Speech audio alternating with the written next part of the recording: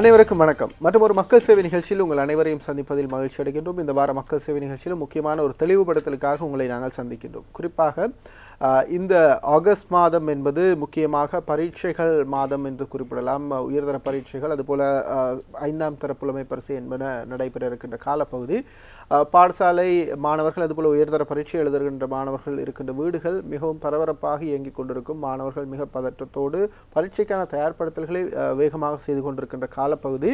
இந்த நேரத்தில் அந்த மாணவர்களுக்கானதும் பெற்றோர்களுக்கும் ஆனதுமான ஒரு செய்தியாக இந்த நிகழ்ச்சியை உங்களுக்கு நாங்கள் வழங்க இருக்கின்றோம். ஒரு விழிப்புணர்வூட்டும் செய்தியாக. குறிப்பாக இந்த பரீட்சை என்றவுடன் மிக முக்கியமான பரீட்சை ஒன்று இந்த உயர்தர பரீட்சை. வாழ்க்கையின் அடுத்த கட்டத்தை தீர்மானிக்க போகின்ற பரீட்சை. அதே அளவு முக்கியத்துவம் இப்போது 5ஆம் ஆண்டு புலமை பரீட்சைக்கும் வழங்கப்படுகின்றது என்பது நாங்கள் சொல்ல வேண்டிய ஒரு விடயம். ஆக இந்த பரீட்சைகள் நடைபெறுகின்ற காலப்பகுதியில் மிக முக்கியமாக அவதானிக்க வேண்டிய விடயங்கள் இருக்கிறது. மாணவர்கள் அவதானிக்க வேண்டிய பல்வேறுபட்ட தகவல்கள் இருக்கின்றது. அதுபோல பெற்றோர்கள் கவனிக்க வேண்டிய தகவல்கள் இருக்கிறது. இந்த தகவல்களை வழங்குவதற்காக இலங்கை பரீட்சைகள் திணைக்களத்தின் பிரதி பரீட்சைகள் ஆணையாளர் திருமதி எம் ஜீவராணி புனிதா அவர்களும் அதுபோல உதவி பரீட்சைகள் ஆணையாளர் எஸ் பிரகாஷன் அவர்களையும் கலையகம் அளித்திருக்கின்றோம். இருவருக்கும் வணக்கம். வணக்கம். இந்த உயர்தர பரீட்சை சம்பந்தமாகவும் 5ஆம் ஆண்டு புலமை பரீட்சை சம்பந்தமாகவும் நாங்கள் இதற்கு முன்னராகவும் பல்வேறுபட்ட விடயங்கள் பேசியிருந்தாலும் பொறுப்பு வாய்ந்த 2 அதிகாரிகளை அழைத்து அந்த விடயங்களை மக்களுக்கு தெளிவுபடுத்த வேண்டும், மாணவர்களுக்கு வழங்க வேண்டும் என்பதற்காக இந்த நிகழ்ச்சியை ஒழுங்கு செய்திருக்கின்றோம். ஆகவே மாணவர்கள் கவனிக்க வேண்டிய பல விடயங்கள் இருக்கிறது. பரீட்சை என்பது மிக மிக முக்கியமான பரீட்சை, உயர்தர பரீட்சை. அதுபோல பெற்றோர்களும் மாணவர்களும் இந்த பரீட்சைகளின் போது நுணுக்கமாக கவனிக்க வேண்டிய சிறிய விடயங்களும் இருக்கிறது, அதுபோல முக்கியமான விடயங்களும் இருக்கிறது. சில வேளைகளில் நாங்கள் சிறிய விடயங்களை சிறிய அவதான குறைவின் காரணமாக பாரிய பிரச்சனைகள் சந்திக்க வேண்டி வரும்.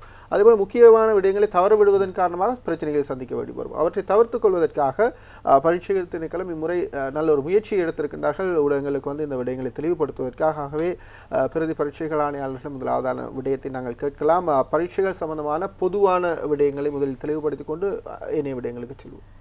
இவரிடம் 2019ஆம் ஆண்டு காப்போத உயர்தர பரீட்சை 2 பரீட்சைகளாக நடைபெற இருக்கின்றது.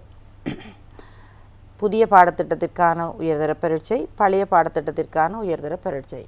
இந்த 2 பரீட்சைகளோடும் ஆகஸ்ட் மாதம் இன்னொரு பரீட்சை நடைபெற இருக்கின்றது. ஆகஸ்ட் மாதம் 4ஆம் தேதி தரம் 5 புலமை பரிசில் பரீட்சை நடைபெற இருக்கின்றது.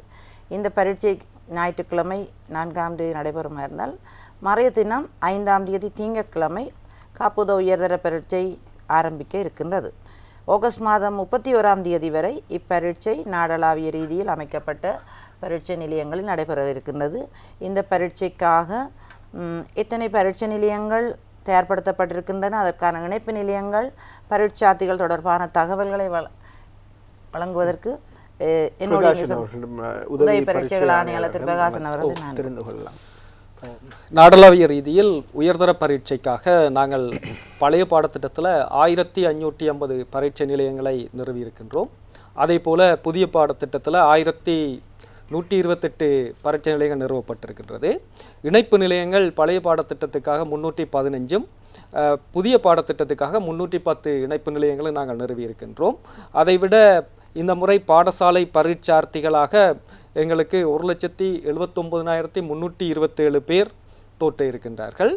அதே நேரம் பழைய பாடத்திட்டத்தில் 83,588 பரீட்சார்த்திகள் தோற்ற இருக்கின்றார்கள்.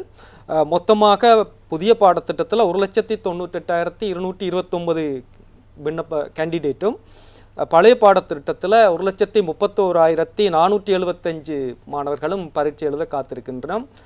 காப்போத உயர்தர பரீட்சை. அதுபோல தரம் 5 புலமை பரீட்சை பற்றிய தரம் 5 புலமை பரீட்சை பொறுத்தவரையில் 2,993 பரீட்சை நிலையங்கள் நாங்கள் நிறுவி இருக்கின்றோம். அதே போல் இணைப்பு நிலையங்கள் 497 இணைப்பு நிலையங்கள் நிறுவப்பட்டிருக்கின்றது. பிராந்திய இணைப்பு நிலையங்களாக 32 நிறுவப்பட்டிருக்கின்றது. சிங்கள மொழி மூலமான பரீட்சார்த்திகளாக 2,55,529 மாணவர்கள்